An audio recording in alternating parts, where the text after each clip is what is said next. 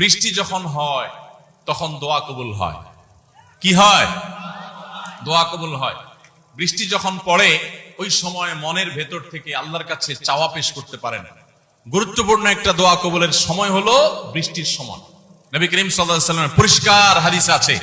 অতএব বৃষ্টির কিছু কিছু ফোঁটা এখনো পড়ছে, আমরা মনে মনে যার যার চাওয়া আছে আল্লাহর কাছে সেগুলো পেশ করতে থাকি।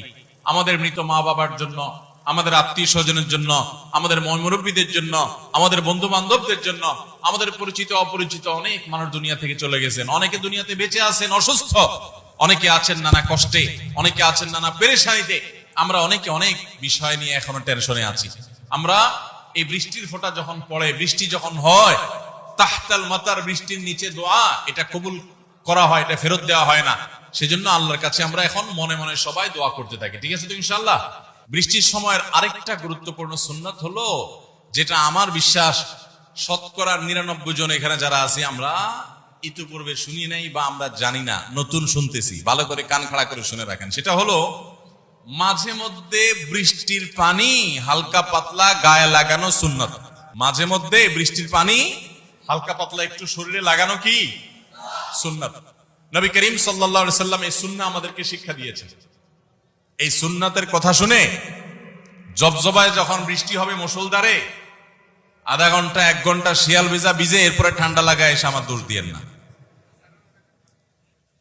কথা কি বুঝতে পারছেন? হালকা পাতলা বৃষ্টির পানি গায়ে লাগানো, যার যতটুকু সহ্য করার ক্ষমতা আছে, কারো ঠান্ডা অ্যালার্জি আছে, কারো অন্য সমস্যা আছে, সেগুলো মাথায় রেখে যার যতটুকু সহন করার ক্ষমতা আছে ততটুকু আমরা করব। বৃষ্টির পানি, বাংলাদেশের মানুষ বৃষ্টি প্রধান, বৃষ্টি প্রবণ আমাদের প্রকৃতি। এখানে প্রায় বৃষ্টি হয়, বাদল দিনে বৃষ্টি হতেই থাকে অনবরত।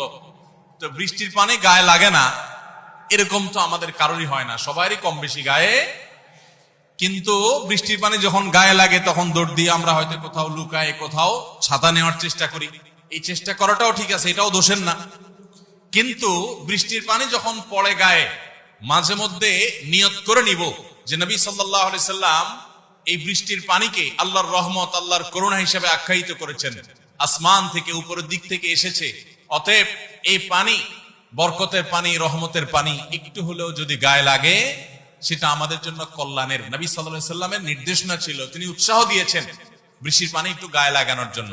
সেই নিয়তে যখন বৃষ্টির পানি গায়ে লাগবে, ওই নিয়তে একটু গায়ে মাখবেন, একটু লাগাবেন এবং বৃষ্টির পানিকে উপভোগ করবেন সুন্নাত পালনের নিয়তে। ইনশাআল্লাহ তখন বৃষ্টির পানিতে যে ভিজলেন, ওই ভিজার মাধ্যমে আপনি আল্লাহর কাছে